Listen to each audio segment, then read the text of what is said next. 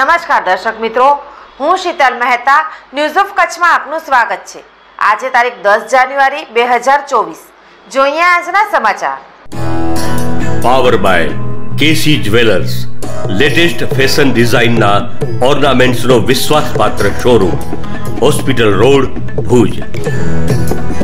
News of Kutch power by opal electronics, LG best shop, Vijaynagar road, Bhuj, Rambagh road, Adipur. Vibrant સમિટમાં જાપાનની ઉડતી car પ્રદર્શિત કરાઈ। તેમાં પાયલોટ ઉપરાંત અન્ય 2 વ્યક્તિ સવારી કરી શકે છે।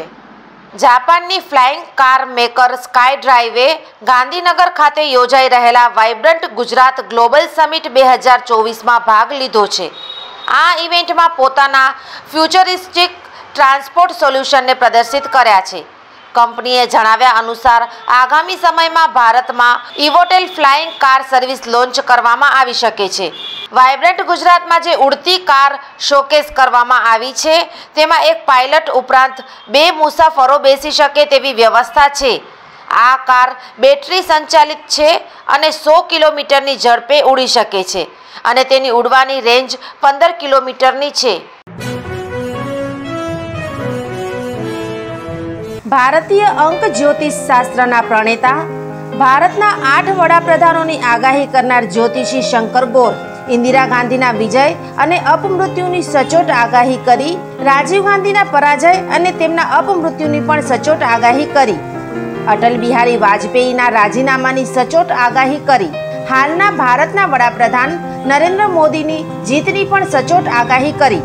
વર્ષ 2012માં પણ નરેન્દ્ર મોદી માટે આગાહી કરી છે કે મોદીજી જીતની હેટ્રિક કરશે અને 2024માં પણ ચૂંટણી જીતશે। જ્યોતિષી શંકર ગોરની મંત્રજાપ, ગુરુના નંગ વગર સાચી સલાહ અને સચોટ ઉપાયથી 20,000થી વધુ લોકોને ફાયદો થયો। ઘર બેઠા સલાહ મેળવો। Mobile number 9909602928।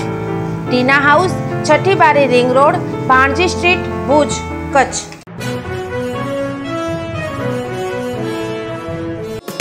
વીજળીનો સમજપૂર્વક ઉપયોગ ભવિષ્ય ઉજળું રાખશે। ખેડૂતો પોતાના સાધનો દ્વારા વીજળી બચાવી શકશે। ઘરમાં વીજ ઉપકરણોના સમજપૂર્વક ઉપયોગ દ્વારા ઉર્જા બચાવી શકાશે। ગૃહિણીઓ પણ વીજળીની બચતમાં આપી શકે છે મુખ્ય યોગદાન। ઉદ્યોગપતિઓ તેમની ફેક્ટરીમાં પણ વીજ વપરાશમાં ઘટાડો કરી શકે છે।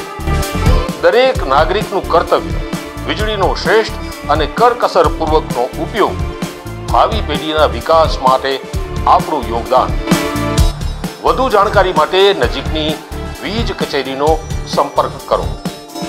પશ્ચિમ ગુજરાત વીજ કંપની લિમિટેડ, વર્તુળ કચેરી, ભુજ। વીજળી બચાવી દેશના ભવિષ્યને પ્રકાશિત બનાવો।